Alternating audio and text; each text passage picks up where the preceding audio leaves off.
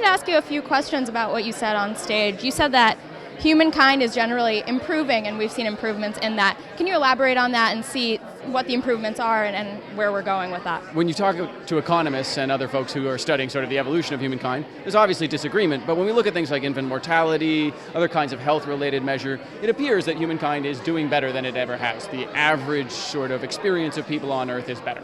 What are ways that we can get people to stay focused, stay attentive, and kind of focus on the biggest problems that we're facing today?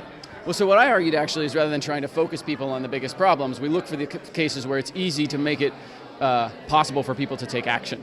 So while we have experienced some increased cognitive capacity, mainly due to an increase in early access to nutrients, so it's more of removing barriers than it is a genuine growth, what we should expect is that will be an essentially fixed pie for how many things people can do.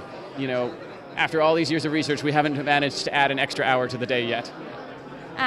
If you could give advice to young people getting involved in humanitarian work today and improving social good and using technology, what would be the one piece of advice that you would give them? Stop trying to think about how to make people care more. Start trying to think about what they can do. If you can make it transparently easy for someone to take action on behalf of the thing that you care about, that is dramatically easier than trying to shake them and get them to care a little more.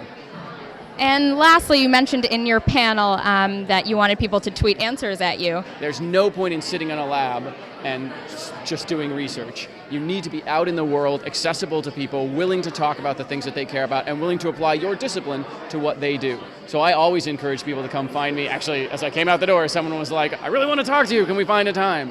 And that's what you should do. Go to the people who have the knowledge that you want and ask them. Most college professors will answer any question you ask if you just ask them when they're not busy.